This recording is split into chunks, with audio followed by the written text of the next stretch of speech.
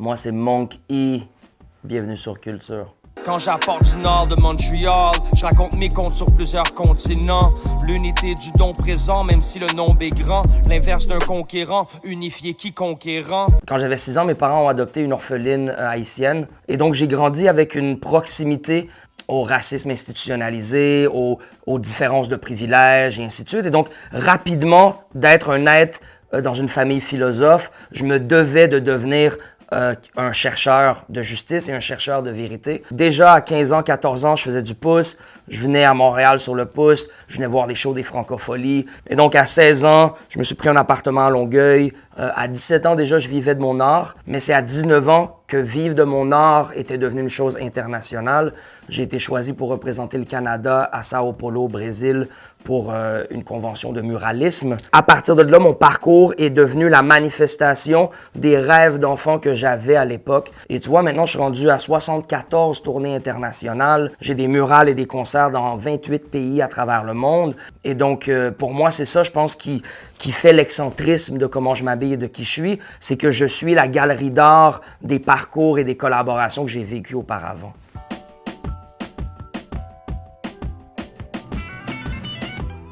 Moi, je viens d'une famille amoureuse et croyante et philosophe et dévouée. Mais lorsque j'ai arrivé à l'adolescence, la famille, elle a éclaté et j'étais déjà un peu seul, déjà 13-14 ans.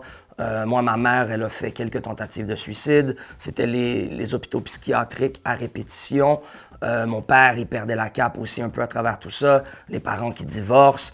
Mon grand frère qui étudie déjà à l'extérieur. Je suis rendu seul avec ma petite sœur. C'est déjà moi qui cuisine. C'est déjà moi qui partage et éduque avec ma petite sœur, tu vois. Donc, je dirais que j'étais déjà autonome, tu vois. Déjà à partir de 14-15 ans, je couchsurfais déjà chez des familles d'amis qui m'aimaient et me respectaient. Donc, j'étais déjà dans mon sac à dos. J'étais déjà nomade à 14-15 ans. Donc, je pense que mes parents ont plus été surpris et heureux de voir ce que je suis devenu dans les conditions où je suis parti de chez moi. Moi, on me demandait de prendre position, de choisir d'aller vivre avec mon père ou d'aller vivre avec ma mère. Donc moi, j'ai choisi de faire ni un ni l'autre. Montréal m'appelait déjà énormément. Il n'y avait rien pour moi à Drummondville. Ma sœur, elle a choisi de vivre avec ma mère. Elle a comme pris parti dans... Elle était quand même plus jeune que moi. Et elle est devenue un être humain incroyable. Ma sœur, maintenant, elle est mariée, elle vit en Guyane française. Et, elle a créé 4 pièces de théâtre qui tournent à travers la francophonie. Elle est sur mon nouvel album. Elle a un featuring avec moi. C'est une poète de grand niveau et c'est un être incroyable. Donc, moi, je continue de croire que toutes ces choses-là qui nous sont arrivées m'ont aidé à sortir du cocon. À l'époque, je parlais sur le bout de la langue, je bégayais, j'arrivais pas à regarder les gens dans les yeux. Cette rupture-là nous a permis à nous tous de prendre en main le destin qui était devant nous. Puis mon grand frère et ma petite sœur sont mes meilleurs amis jusqu'à ce jour.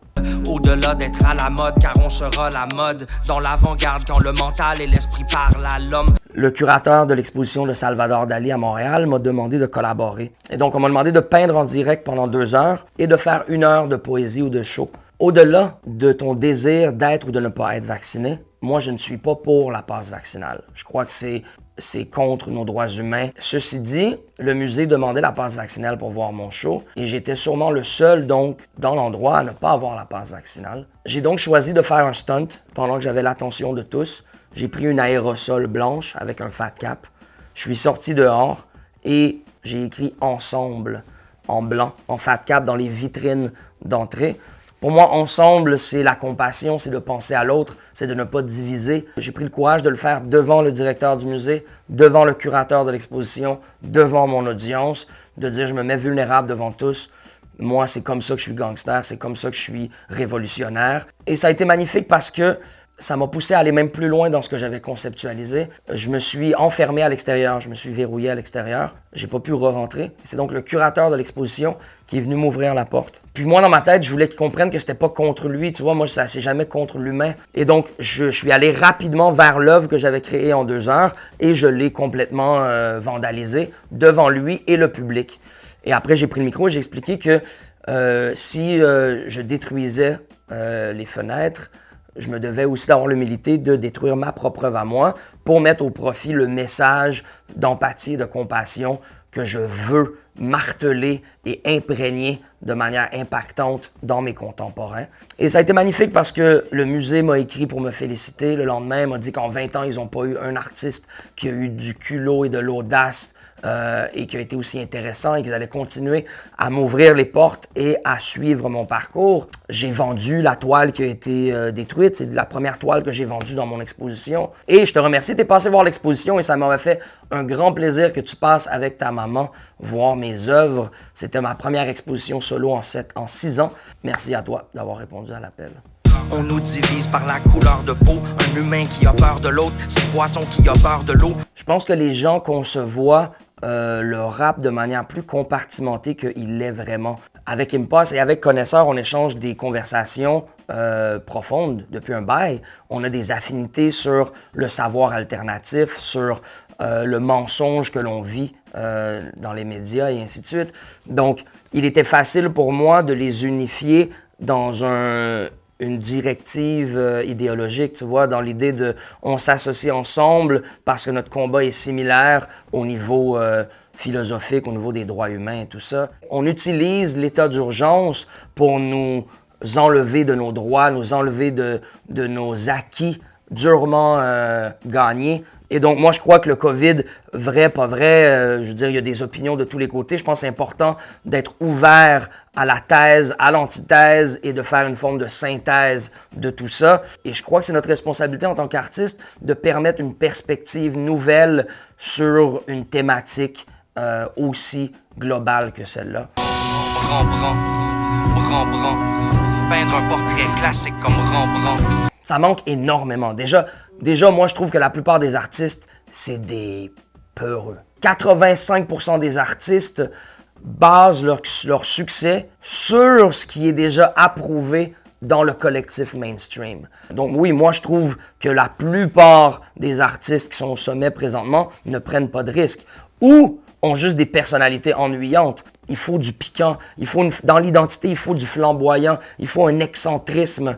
La plupart des artistes qui ont vraiment des trucs hors du commun se font snobber, se font pas signer sur les labels, les gatekeepers médiatiques leur donnent pas d'espace. Moi, je crois que c'est pas que les artistes qui prennent pas de risques, c'est les médias qui prennent pas de risques. Les médias vont continuer à juste promouvoir les mêmes artistes qui font des clics, ils vont pas prendre de risques à essayer de promouvoir la relève ou de ramener un vieux OG de l'époque puis d'avoir un témoignage historique. Donc oui, les artistes, les médias et l'audience devraient avoir plus de courage de sortir de leur zone de confort et d'aller explorer d'autres facettes de notre effervescente culture québécoise. Et c'est difficile parce que moi, je donne un exemple. La plupart des gens de ma génération, des gens que je me considère aussi bons qu'eux, qui viennent de la même école qu'eux, ont peut-être, 20 fois plus de views et de streams que moi.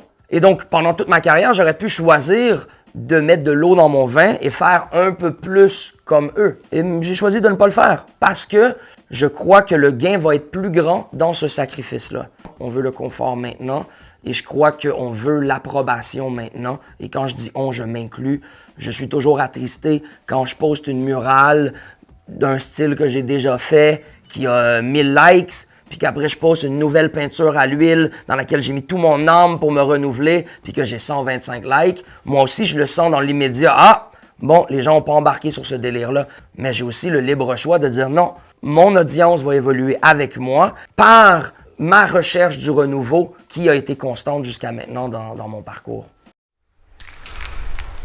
De Soupeto, y'a c'est les King Sing. Ton bling bling est fait une chrome sur un building. L'époque K6C, c'est l'époque où je suis arrivé de Drummondville. J'ai rencontré Saher, C-Rack et Hostie One, qui étaient 3 graffeurs. Ce qui est arrivé, c'est comme moi, je rappais aussi et Hostie One rappait aussi. On faisait beaucoup de cypher ensemble. Il y avait même Corias qui était autour de ça. Il y avait Saint-Sou. Il y avait les gens après qui ont aussi influencé les Word Up Battle. Mais il y avait toute une clique qui basait ses textes complètement basés sur la multisyllabe.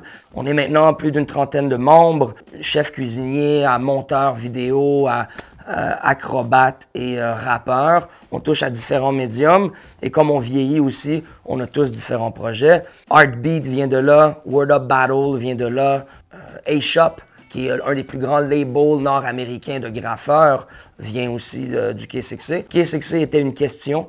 Si on le prononce en français, c'est K6A. Et donc K6A, c'est un slang québécois pour dire « mais qu'est-ce que c'est ?»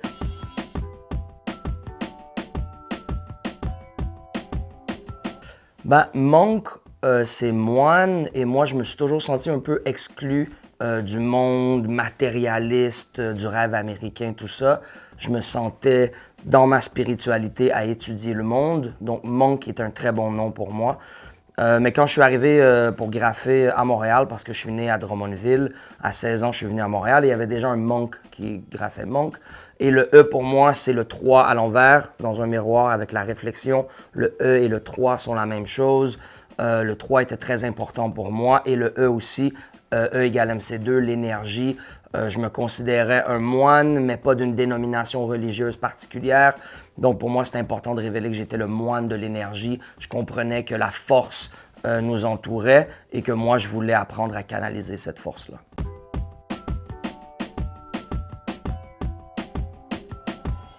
Depuis que je suis tout jeune, hein, je suis pas allé longtemps à l'école, mais je suis devenu un pédagogue très rapidement. Mais là, à l'âge où je suis rendu, au rôle que je joue dans mes communautés à l'international, je pense que c'est évident qu'il est l'heure que je m'ouvre une école. Là, tu vois, je suis en pourparlers pour avoir une école avec une adresse, parce que j'ai déjà une école en Ouganda, en Afrique de l'Est, au Rwanda, en Tanzanie, au Kenya. Et là, l'idée, c'est de prendre pignon sur rue, d'avoir un espace physique, de pouvoir, 12 mois par année, accueillir ma communauté là-bas. Cool, ben merci. Plaisir. Merci. Bravo! Big up. Quand j'apporte du nord de Montréal, je raconte mes contes sur plusieurs continents. L'unité du don présent, même si le nombre est grand. L'inverse d'un conquérant, unifier qui conquérant. Au-delà de la compé, être compétent.